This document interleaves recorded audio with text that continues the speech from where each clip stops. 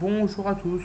Aujourd'hui, nous allons essayer de comprendre d'où vient la formule d'une rotation R de centre oméga et d'un angle θ, donc pour pour M' qui est donné par Rm.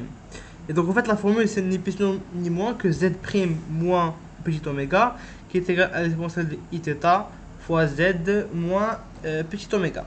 Je rappelle donc que θ c'est l'angle, du coup c'est l'angle de la rotation. Très bien. Alors, notre rotation, elle va respecter deux conditions majeures.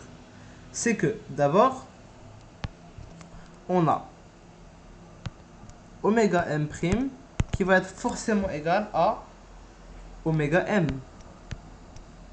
en termes de distance et en termes de ce que vous voulez, ok?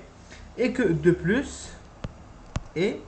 de plus, l'angle entre θ m', attention à l'ordre, c'est très important, et θ m, et que moi ici c'est un θ, je l'ai mal écrit, et θ m, donc leur angle, il est égal à θ.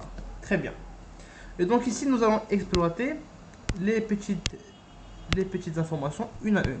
Je vais nommer celle-ci une et celle-ci petite 1. Alors, je vais subdiviser le petit écran en deux. Et donc pour le 1, comme nous avons R, ou du moins oméga m' qui est égal à, on peut parler même de vecteur, hein, ça ne change strictement rien. Alors, cela veut dire que la distance entre les deux points est la même. Et que donc, le module de z moins petit oméga est égal au module de z moins petit oméga. Très bien. Et donc, ce que je peux faire ici, donc ici je travaille par équivalence, hein, c'est que je peux diviser de l'autre côté. Et donc, j'aurai quoi? Z' moins petit oméga sur z moins petit oméga qui sera égal à 1. Ok? Et d'après les règles du module, hein, je rappelle module de A sur module de B, c'est aussi égal à module de A sur B. Voilà.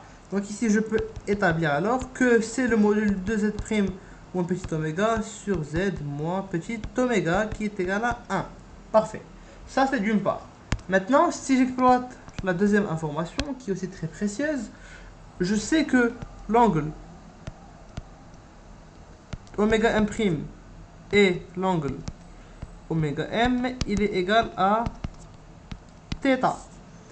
Et bien, cela veut dire que l'argument, pardon, cela veut dire que l'argument, l'argument 2z moins petit oméga sur z moins oméga, hein, attention, ce quotient il est hyper important et c'est à retenir, il est égal à θ.